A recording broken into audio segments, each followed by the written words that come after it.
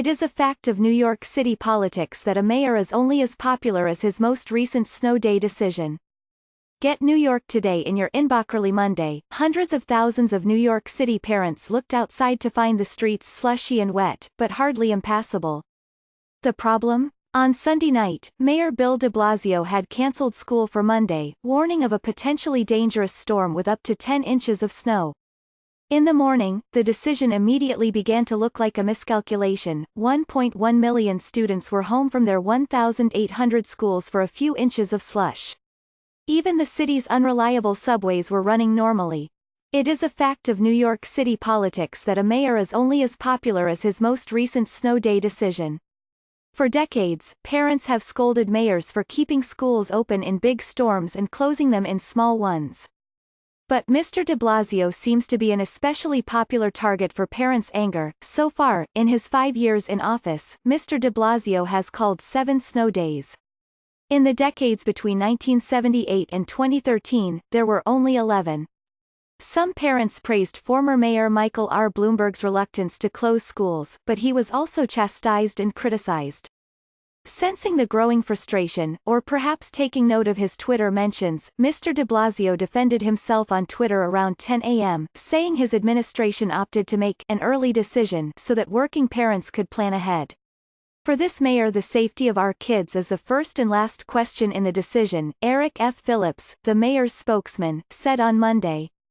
The mayor gets as much real-time expert forecasting as he can, he drills those running the buses and the plows, and he makes the call with as much time as possible for parents to plan. This is a no-win dynamic for any mayor. Mr. Phillips also noted that snowfall totals were higher in the Bronx and Upper Manhattan. That wasn't enough to placate frustrated New Yorkers. When Mr. de Blasio made his decision on Sunday night, meteorologists and city officials were predicting that the New York area could see as many as 10 inches of snow by 7 a.m. As the wintry mix began to fall with temperatures just above freezing, those estimates decreased. Ultimately, while some areas around the city saw snowfall totals close to a foot, the National Weather Service reported that only 5 inches of snow fell overnight in Central Park, and totals were closer to 2 inches in parts of Brooklyn and Queens.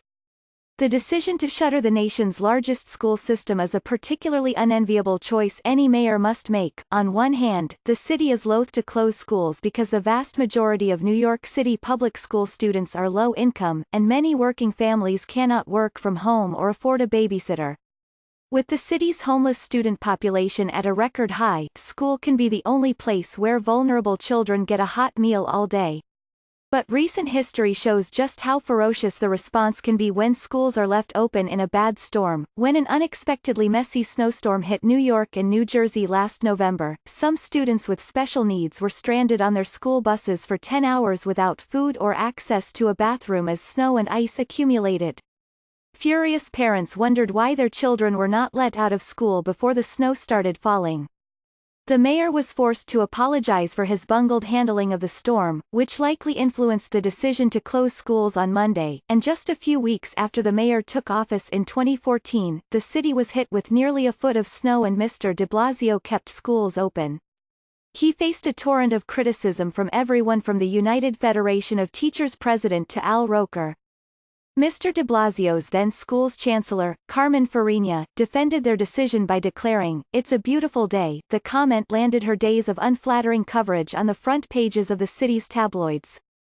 Mr. de Blasio was not the only local official who shuttered schools on Monday.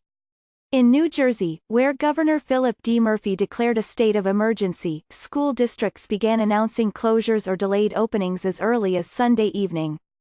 Schools in the cities of Hoboken, Secaucus and Jersey City, all just across the Hudson River from Manhattan, were all closed on Monday. In suburban Bergen County, about 30 school districts opted to close for the day, roughly an equal number opted to open late. In adjacent Essex County, a handful of districts gave students a snow day, while schools in neighboring districts opened with a delayed start. It was a patchwork approach, different schools in different districts doing different things, that caused confusion and consternation among parents weary of weather-related disruptions to their families' routines.